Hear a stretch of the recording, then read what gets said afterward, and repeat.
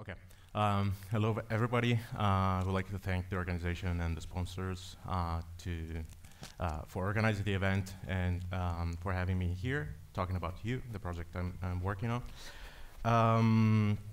As I said, I am a UI engineer, so I'm not very techy, not very backendy, let's say.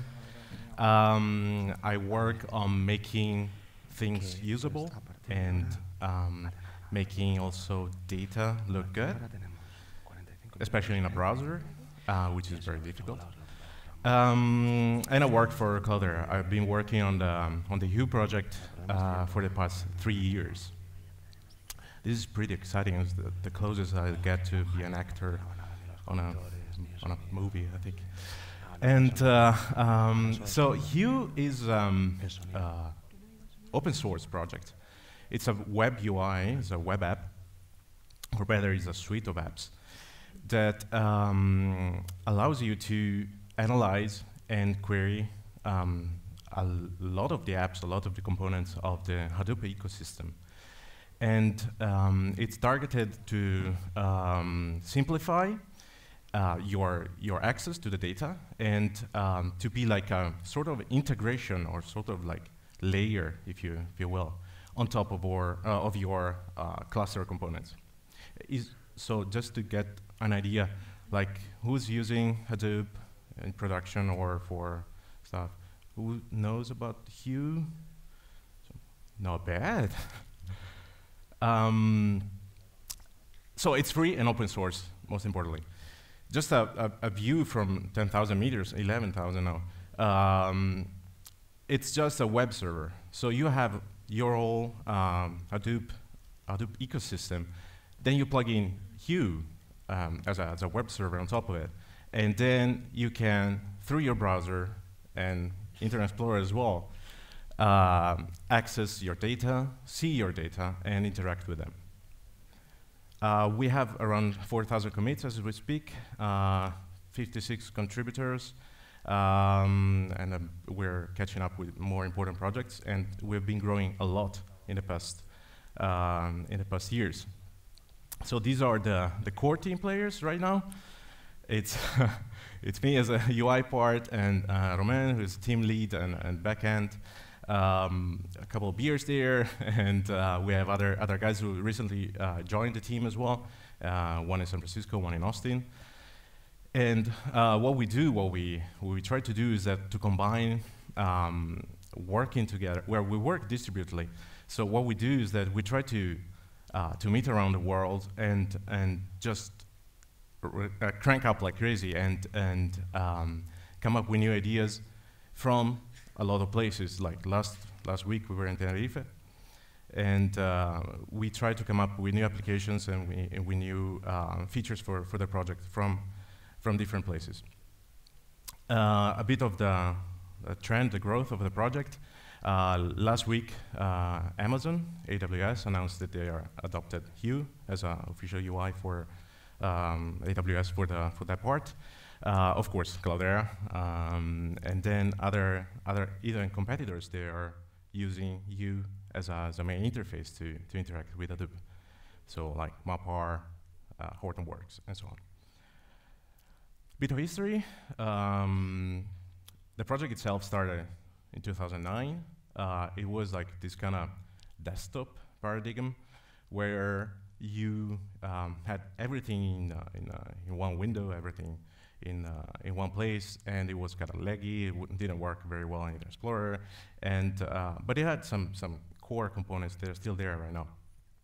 And then the new team came on board, so we tried to clean up the UI, to start to think about more like what it could be in the future, like which flow users could follow. With users, I mean, could be data scientists or engineers or even business people at this point. This is the third version I came up with. It was not accepted. Go figure, huh? But then we started to be a bit more serious. And this is the point where we are right now, which is like Hue 3.7 actually, where we really try to give an harmonious experience, let's say, for just getting to know your data and exploring what you have in your cluster. A bit about the how you can get it. There's like, if you're more like a hacker kind of type, you can just go to GitHub, clone it, and configure it for your system. Or you can get one of the releases, or one of the open source releases. And so it's like the latest, very stable core, let's say. Well, as a normal user, you can use it, for instance, from CDH distribution, the Cloudera distribution. And so in that way, it's like, it can be automatically installed and configured for your system and so on through Cloudera Manager. Where you put you, so I'm gonna show you later, so there's gonna be a demo, internet, if internet allows. You can have you in one machine with all the other components. You have to have a really large machine to have all the components in one place, all the ecosystem. Otherwise, you can put it like, if you have your cluster, you can put it outside, but the best would be put it as a node or multiple nodes inside a cluster. What do you need to run is like, it's a Python project, so it's a Django project running on Python. And to enjoy it, you just need a web browser, basically. The service itself, so the core service is a server. And so it gets like the part that takes care of communicating with the backend components and one DB. They could be like a local DB or like MySQL, Postgres, Oracle, where it stores all the session data and so on. A bit about configuration. You can configure every component on the system with through a configuration file for the open source version or through Cloudera Manager if you use that. And you basically have just a list of all the properties all commented out, and you can just enable, disable whatever you want, and just try yourself basically to match the system you have. Of course, we support authentication. We have like simple login and password in the database I talked before, or especially in the latest versions, it's more targeted towards enterprise. So we have different authentication systems like LDAP or OpenAuth or OpenID, SAML, SAML2, and so on. As a picture, the same I've just said. So with the DB or with the open enterprise authentication system. Also, like as a security or user point of view, you have two different kind of access to the application. You can be an admin, where you can just decide what does, who does what, let's say, or just a user, so you just enjoy and use the different applications. And to do that, there's a specific section where you can say, okay, this group of users or this user can access, I don't know, file browser, or just execute queries, and so on. For instance, on this screenshot, what you see on top, all the apps disappeared, and there's just a Hive editor. So it means that that user, or that group of users, can just access that specific application.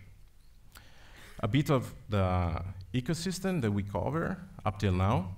So we really try to give the opportunity to either query data or see the configuration of different core components that you might have as well. So authentication, as we said, with LDAP and SAML. Then we have job browser with Yarn or a job tracker.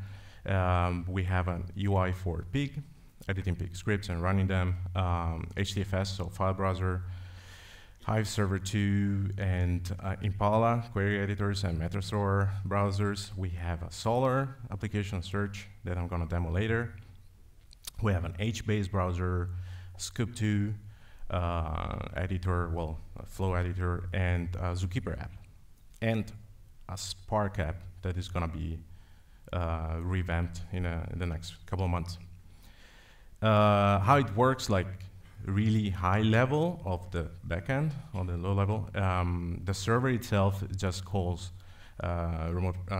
just does RCP calls to various components, like for instance HDFS through the REST API, or other methods to just access the data. So basically, if you don't want to use Hue as a UI, you can always go and get the code that just interacts with the different components.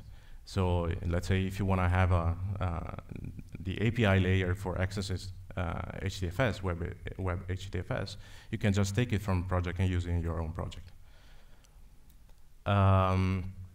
As before, if you're going to this centralized configuration file, you can just say, okay, the HBASE cluster is this one or that one, or several clusters.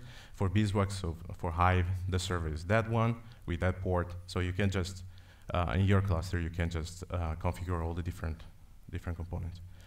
We have some security features in place, so we support HTTPSS and SSL. Especially new, we support Apache Sentry.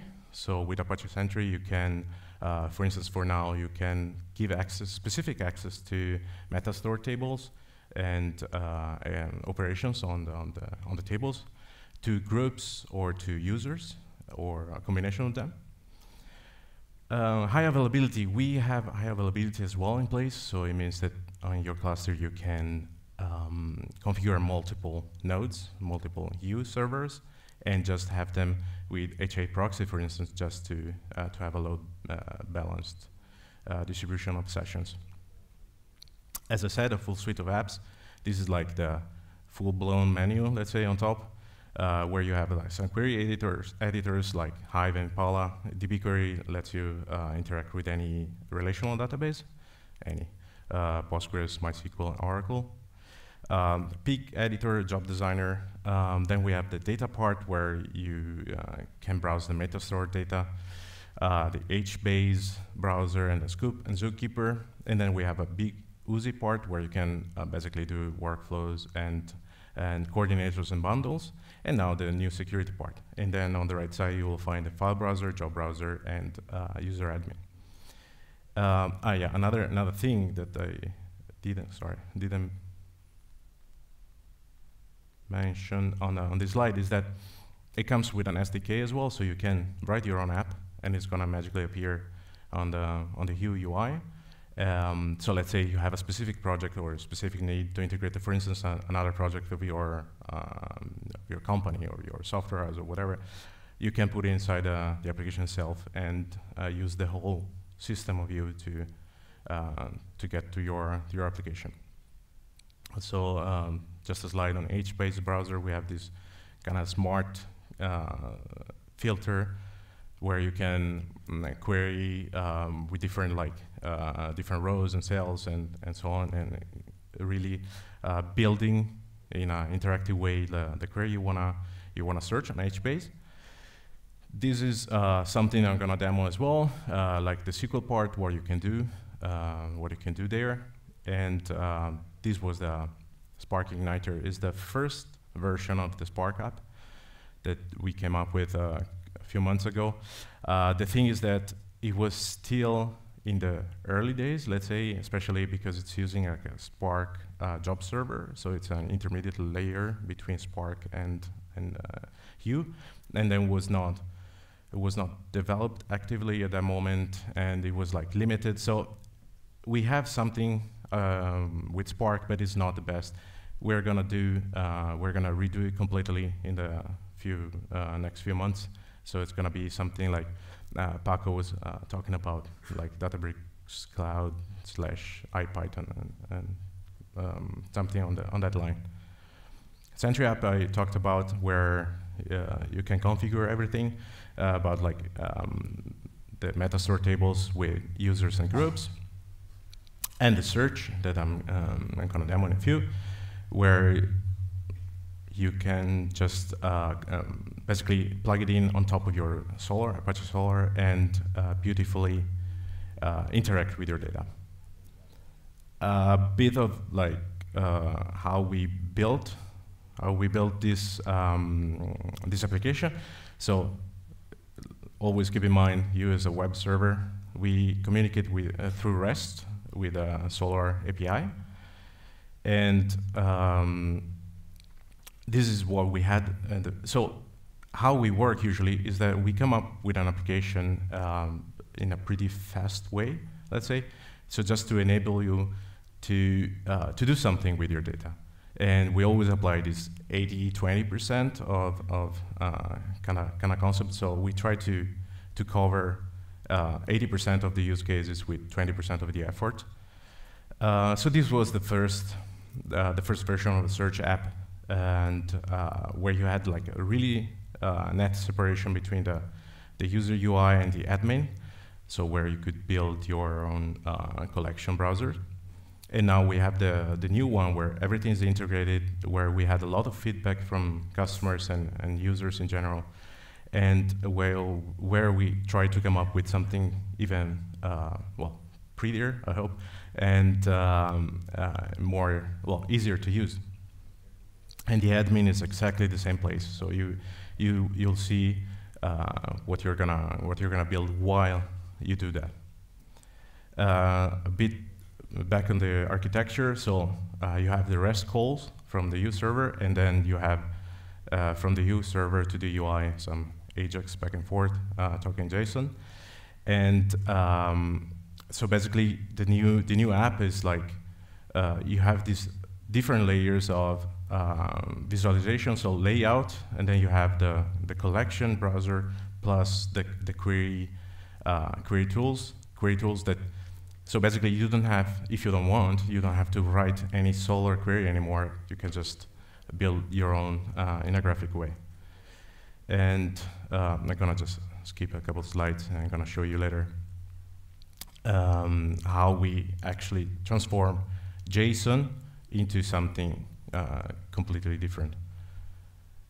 And so adding widgets on widget on widget, then you can create your own dashboard. Let me see. So please bear with me, because half of the data I have here, half of the data has to travel through the ocean because it's back in California, and so it might be a bit slow. So this is the login page of you. You cannot do anything else than login. When you land into this wizard. Basically, if you're an admin, I'm an admin right now. You land here where you can check the status of your cluster, the status of you, and what is running, what is not. You have a set of examples if you wanna add them and see like a sort of quick start. What I'm gonna do, I'm gonna show you a couple of things we can do. Do you know about, like, for instance, the Yelp dataset challenge?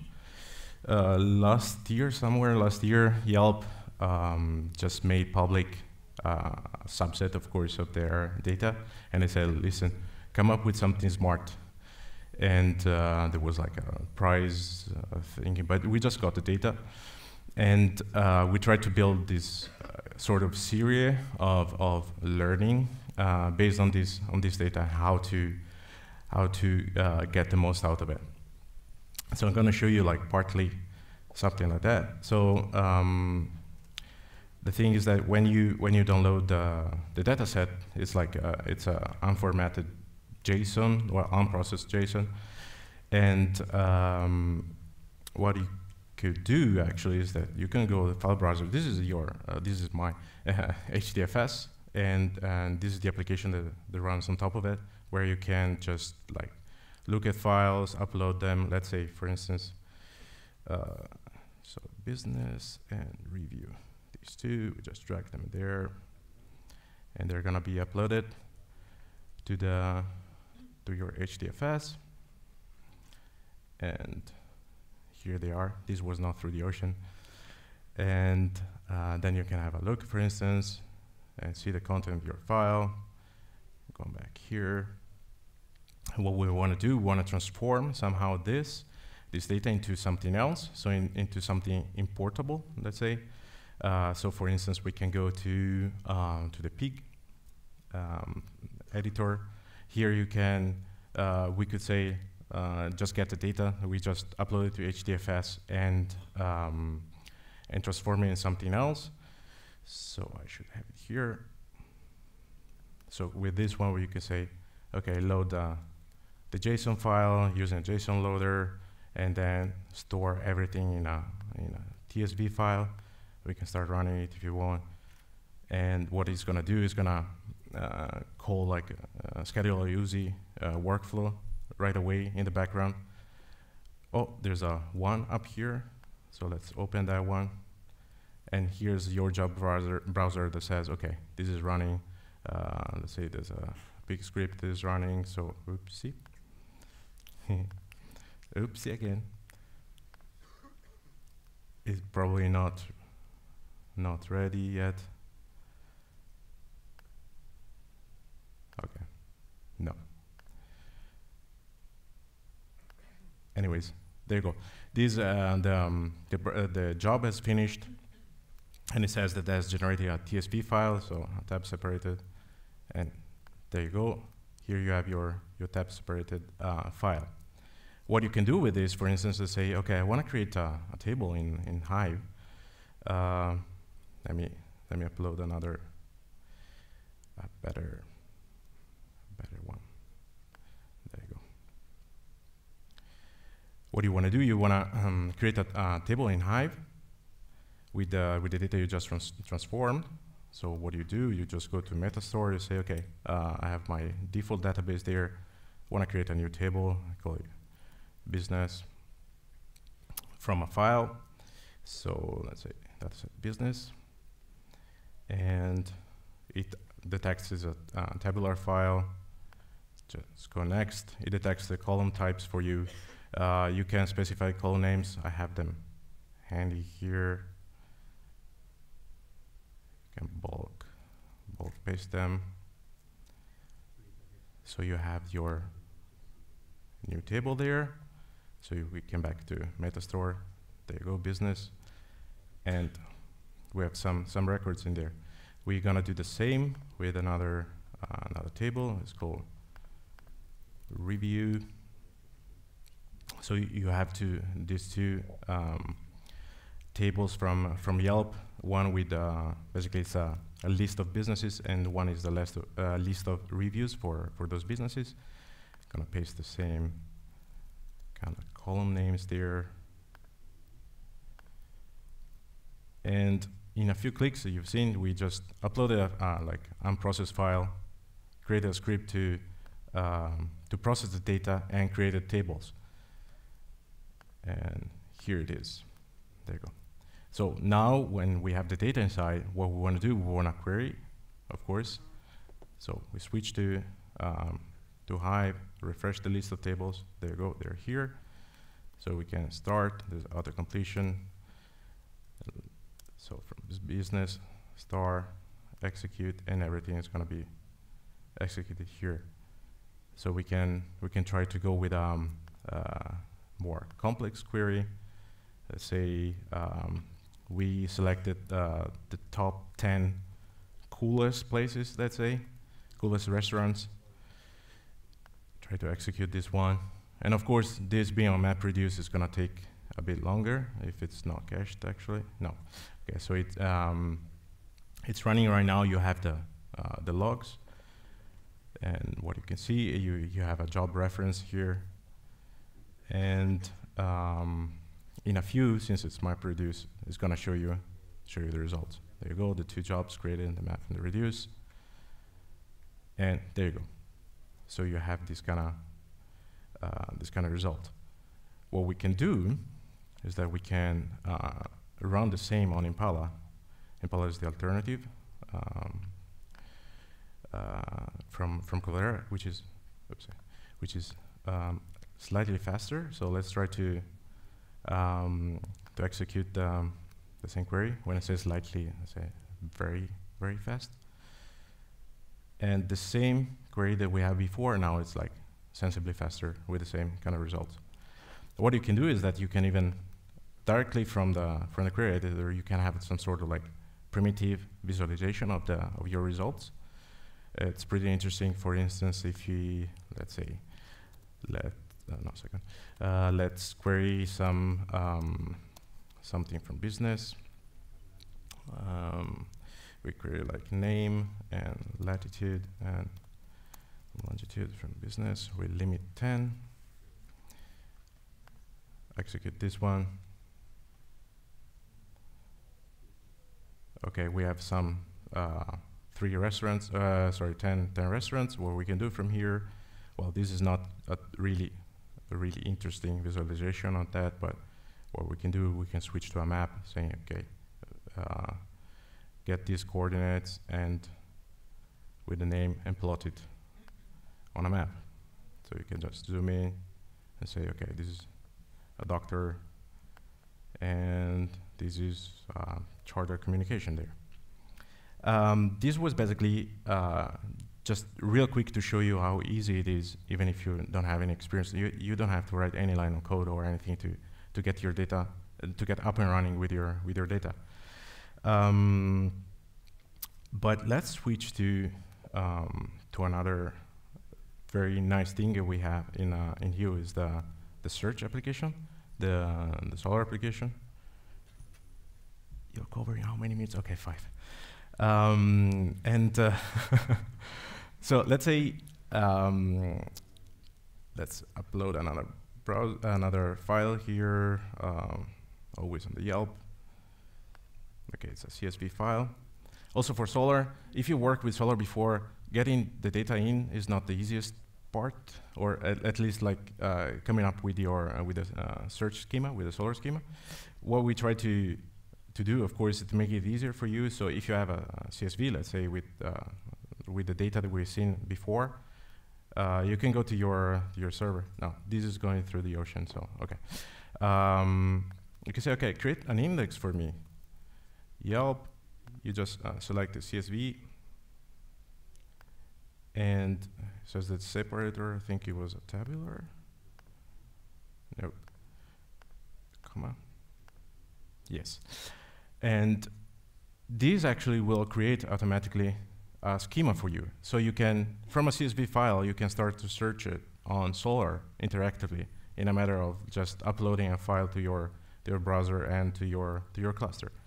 I'm gonna avoid that right now, and I'm gonna just show you how nice it is to just create something from scratch, to create a visualization from scratch.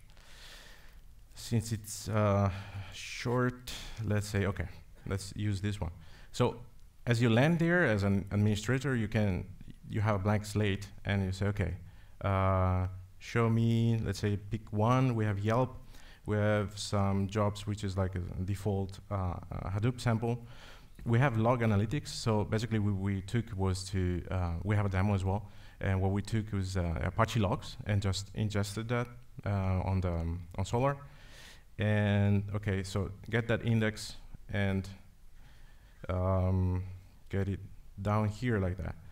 So it's a bit shorter, the screen, so you see in 2 lines. Usually it should be like, there you go, like this. And what you can do, okay, so we have log analytics. What can we show there? Let's just drag in results. So all the records basically. So let's say let's clean up. We want to have the application we call, so Metastore search and so on. How many bytes, and I don't know, country code, and OS family, let's say. So just a matter of dragging and dropping, you have the results from Solar right there. And what we can do is that we can put a filter bar here. So it's a place where if you apply a filter, you're going to remove it and see what you are currently searching for. Let's put there like a timeline. So when the logs came in, Let's move it down after the filter bar. So here's like, okay, we have all the logs that came in this several times. Let's create another row with, I don't know, pie chart of the app and save it. Save it. So you can, of course, iterate more and more on this. And what you're going to have here is that when the data comes in, is that you have a way of, okay, just give me a query on that one with the job browser app. So you're going to see the job browser is going to come from these countries, and during these times you can go on and create basically any filter you want and interactively search your data. I'm gonna conclude. And that was it. To sum up, so you can install U on your cluster, enable different APIs, different components, and configure it, and then get help from us. We are always online, more or less. We span across the whole globe, so we're there to help you on Twitter or the U user list. Next 6 months, besides traveling the world, coming up with a new Uzi application, coming up with a new Spark application, a new SQL application, and more dashboards and inter-component communication as well. And yeah, give Cloudera Manager a try to configure all your services. Learn@getu.com, all the articles. Gracias.